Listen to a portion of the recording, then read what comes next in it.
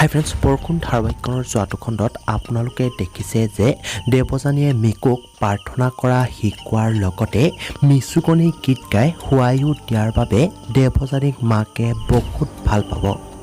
ইফালে আকৌ আজি দেৱযানীয়ে যে কটন কলেজত পঢ়িবলৈ চিট পাইছে বুলি অৰ্ণৱে দেৱযানীক খবৰটো দিওঁতে পেহীয়েকে শুনা পাব আৰু অৰ্ণৱৰ মাকক লগাই দিব।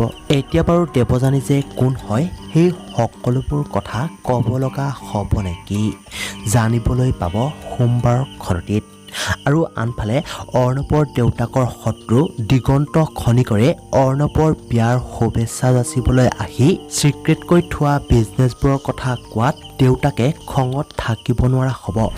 এতিয়া বাৰু অৰ্ণৱহেঁতৰ বিজনেছৰ ভিতৰুৱা কথাবোৰ দিগন্ত খনিকৰক জনোৱা মানুহজন বিচাৰি উলিয়াব পাৰিবনে? গতিকে এই সকলোবোৰ জানিবলৈ চাওক বৰষুণ ধাৰাবাহিকখনৰ সোমবাৰৰ সম্পূৰ্ণ খনটি।